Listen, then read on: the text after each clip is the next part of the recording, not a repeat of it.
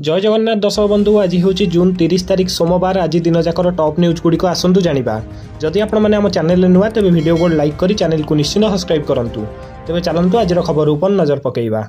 तेबे प्रथम खबर मृतकों परिवार को 25 लाख टंका सहायता घोषणा। पुरी सरदाबाले 3 जण भक्तों मृत्यु घटना सहायता राशि घोषणा करछन्ती मुख्यमंत्री मोहन चरण माझी। एही घटना रे मुख्यमंत्री मोहन चरण माझी अत्यंत व्यथित होई दुख प्रकाश मध्य करिसन्ती। एहा सहित परलोकगत भक्तमानक परिवार वर्ग को मुख्यमंत्री समवेदना जणाइबा सहित परिवार निकटतम आत्मीयଙ୍କ ପାଇଁ 25 लाख टंका लेखाएं आर्थिक सहायता राशि घोषणा करछन्ती। एपरिक मुख्यमंत्री घटना रे व्यक्तिगत भाव तथा राज्य सरकार को पक्षरु क्षमा प्रार्थना मध्य करछन्ती।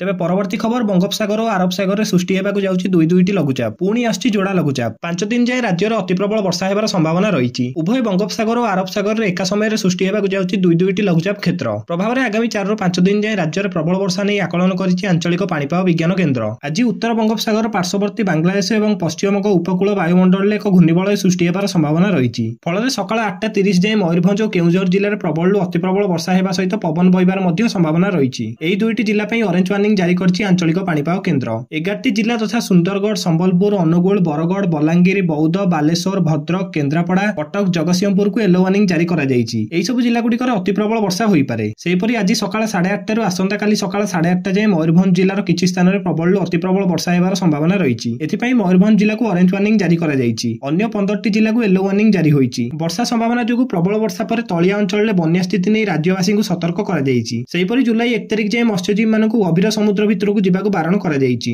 तेबे परवर्ती खबर जुलाई 1 रे राज्य बीजेपी पाइप नुआ सभापति। बीजेपी राज्य निर्वाचन अधिकारी तथा सांसद प्रताप षडंगी एही सूचना दैछन्ति। से कहिसन्ति जे बीजेपी संगठन निर्वाचन ने बूथ मंडल जिला निर्वाचन सरिछि। विभिन्न सभापतियों कारण निर्वाचन बंद थिला। तेबे आसंता काली मतदान सूची प्रकाश पाइबो। 30 रे नामांकन पत्र दाखल हेबो एवं जुलाई 1 रे मतदान हेबा परे अपराह्न रे फल प्रकाश पाइबो। ओडिशा बीजेपी राज्य निर्वाचन प्रभारी संजय जयसवाल को उपस्थिति रे ना घोषणा हेबो। उल्लेख थाउ कि बिहार रो सांसद संजय जयसवाल को पर्यवेक्षक भाबे नियुक्ति दिया जायछि। वास्तव में बीजेपी राज्य सभापति चयन ने विलंब को नहीं चर्चा जोर धरिछि। तेबे परवर्ती खबर अरमित अग्रवाल को नुआ दायित्व। सरदाबाले आज भोरु दलाचकटा घटना 3 जण श्रद्धालुଙ୍କ मृत्यु एवं अनेक लोक आहत हेबा परे राज्य सरकार दृढ़ कार्यानुष्ठान नैछन्ति। वरिष्ठ अधिकारी मध्य अदल बदल होईछि। रथयात्रा समय विभ्राट होइथिबार सरकार कार्यानुष्ठान रूप और किछि अधिकारी को बदल करछन्ति। एथिरे अछन्ति पुरीर जिलापाल एसपी समेत अन्य अधिकारी। आज रही अभावनीय घटना पर वरिष्ठ आईएएस अधिकारी अरविंद अग्रवाल को रथयात्रा परिचालनार दायित्व दिया जायछि। तेबे परवर्ती खबर मुख्यमंत्री बड़ घोषणा शिशु बाटिका नियुक्ति हेब शिशु सेविका। राज्य में शिशु बाटिका नियुक्ति हेब शिशु सेविका। एने मुख्यमंत्री मोहन चरण माझी नीतिगत निष्पत्ति नैछन्ति। एही शिशु सेविका माने श्रेणी गृह कुनी पिला मानकु सहायता करिवे। फल शिक्षकों उपरु अणशिक्षा कार्य बोझ हल्का हेब। निष्पत्ति अनुसार सरकारी विद्यालय में नियुक्ति पाचिका मानक जे हार दरमा दिया जाउछि शिशु सेविका मानकु सेही हार दरमा दिया जिवो। समग्र शिक्षा बजेट रु एही अर्थ प्रदान करा जिवो बोली जणा पड़िछि। तेबे एही नियुक्ति द्वारा श्रेणी रे पिला मानक गुणात्मक शिक्षार विकास हेब।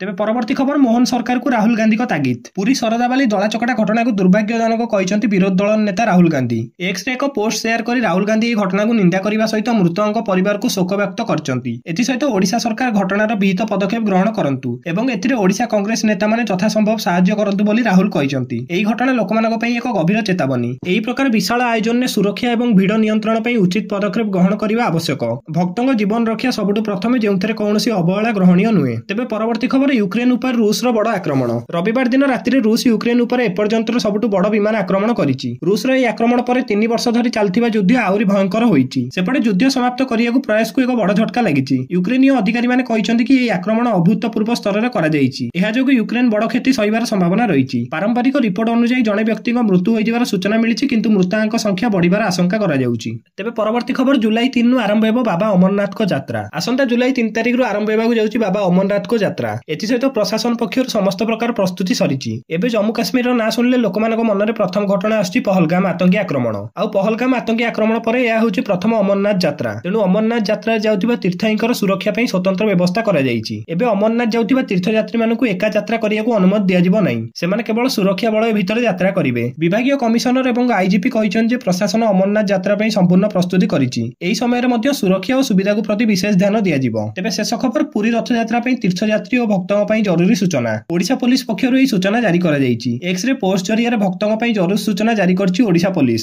ସକାଳ ପହରୁ ପୁରୀ ଅଭିମୁଖେ ରାସ୍ତାରେ ଅନେକ ଗାଡ଼ି ମଟର ଯିବା ଆସିବା କରୁଥିବାରୁ ରାସ୍ତା ଜାମ୍ ହୋଇଛି। ମହାପ୍ରଭୁଙ୍କ ଦର୍ଶନ ପାଇଁ ଆସୁଥିବା ଭକ୍ତମାନେ 2 ଘଣ୍ଟାରୁ ଅଧିକ ସମୟ ପର୍ଯ୍ୟନ୍ତ ଅପେକ୍ଷା କରିବାକୁ ପଡ଼ିବ ବୋଲି ବିଭାଗ ପକ୍ଷରୁ କୁହାଯାଇଛି। 2 ଘଣ୍ଟାରୁ ଅଧିକ ସମୟ ଅପେକ୍ଷା କରିବାକୁ ପଡ଼ିବ। ସେ ନେଇ ପ୍ରସ୍ତୁତି ରହିବାକୁ ଓଡ଼ିଶା ପୋଲିସ ପକ୍ଷରୁ କୁହାଯାଇଛି। ଦର୍ଶକ ବନ୍ଧୁ ପ୍ରତିଦିନ ଗୁରୁତ୍ୱପୂର୍ଣ୍ଣ ଖବର ଜାଣିବା ପାଇଁ ଆମ ଚ୍ୟାନେଲକୁ ନିଶ୍ଚିତ ସବସ୍କ୍ରାଇବ କରନ୍ତୁ।